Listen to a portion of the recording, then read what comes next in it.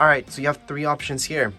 If you want your PlayStation to pretty much be on the whole time, this is for you. So that way it downloads any updates, it charges your controller, and it's always available. So basically you can even do remote play, you can even connect to it using your PlayStation app. So you can do all that here, and that's because it's not really turned off. It's actually on the whole time. Now low power mode, on the other hand, will keep your PlayStation better actually, because it's not going to be running the 24 hours. Plus, hey, we're not wasting electricity.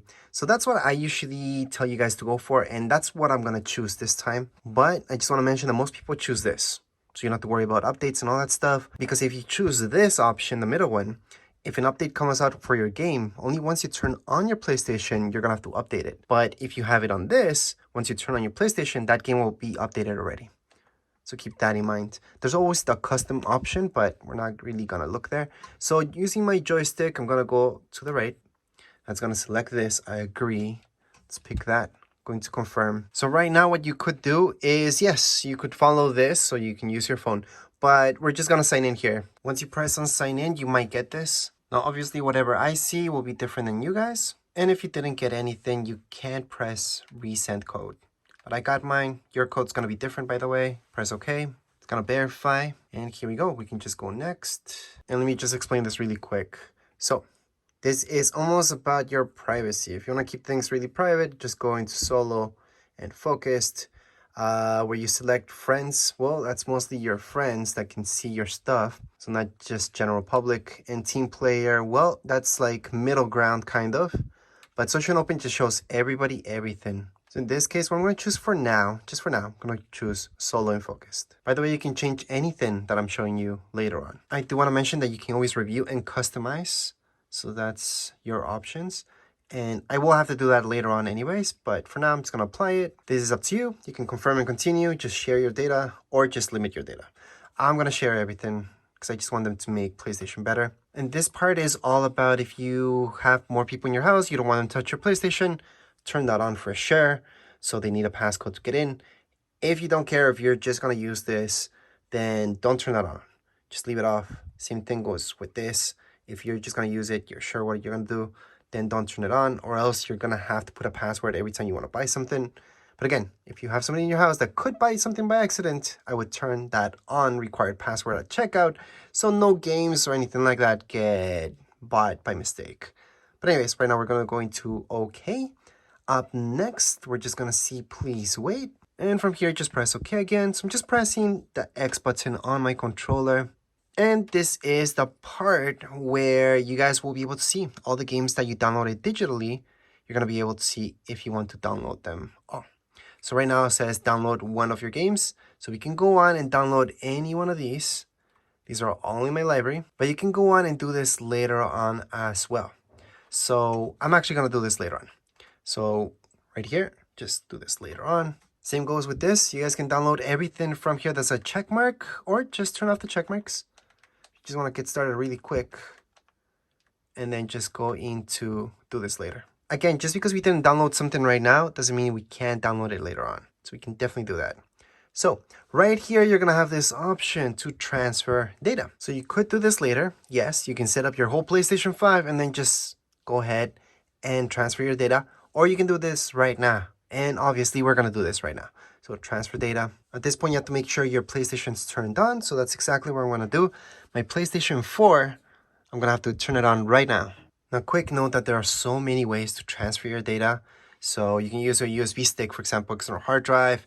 You can do it over Wi-Fi. And you can even use a LAN connection, which means you're using an Ethernet cable to hook up your PlayStation 5 to your PlayStation 4. That's going to make things a lot faster. You also have to make sure that your PlayStation 5, PlayStation 4 are connected to the same Wi-Fi network, and also make sure they're signed into the same account.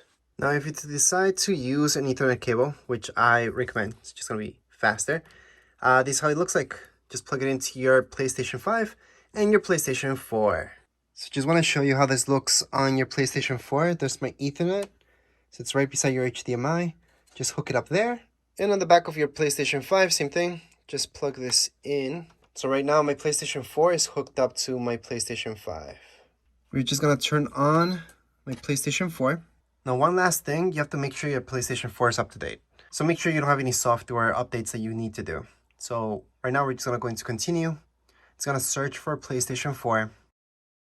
So right now it tells me to press this power button until it beeps like so. Once I do that, it's just gonna prepare the data transfer. Now once again, if you guys don't have an Ethernet cable, don't worry about it. You can do this over Wi-Fi just fine. But this is technically the fastest way to transfer your stuff and not have to worry about USB sticks or external hard drives. Although external hard drive is pretty easy, just plug it into your PlayStation 5 and that's about it. And right here, you're gonna see who do you want to transfer your data from. I'm gonna select all because that's just one thing. Go down, going to next. And right here, you do get this about trophies not being synced, so you do have to do that later on.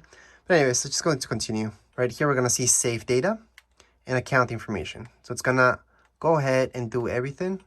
Going to next, you can choose what you would like to transfer. So, or just transfer, select all and transfer everything. It's up to you guys. In my case, I just want to transfer Grand Theft Auto and that's about it. I don't really want to transfer anything else.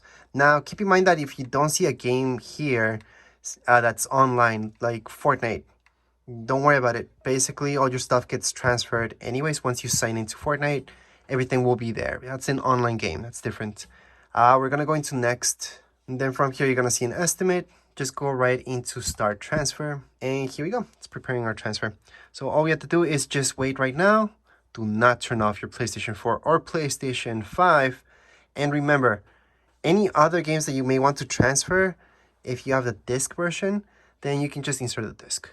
And for stuff that's online, like Fortnite, everything is there already. Let's say I switch to an Xbox instead of a PlayStation.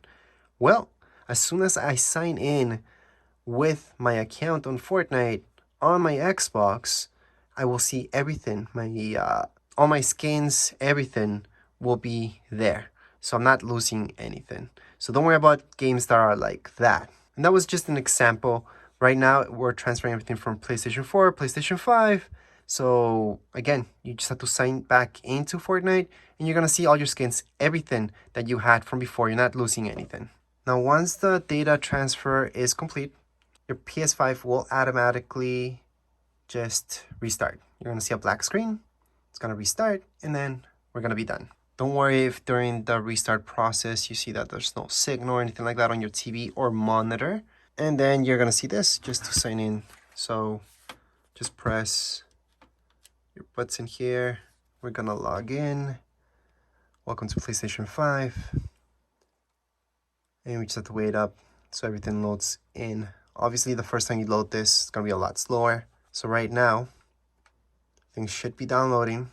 So just wait for it. Be patient, guys, because this will take some time. But you're pretty much done. At this point, like I mentioned before, if you want to download any games that you have bought digitally, you can re-download them.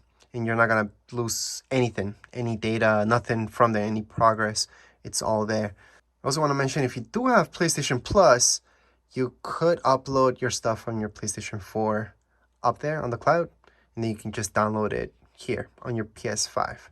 Now, before I end this video, I do want to show you one more thing. If you press your PlayStation button once, you're going to see this. Scroll down where it says downloads, tap on it, and you're going to be able to see your data transfer from your PS4. So it's not done. It's not 100% done yet. So you're going to see your PlayStation 4 right there. So do not turn it off. Do not turn off your PlayStation 5. Just wait for this to be done, and then you can go on and keep downloading more games, but just wait for this to be done first. But as far as this video goes, we're all done. If you guys have any comments, questions, you guys can write down here in the comments area. Don't forget to subscribe and like. Thank you.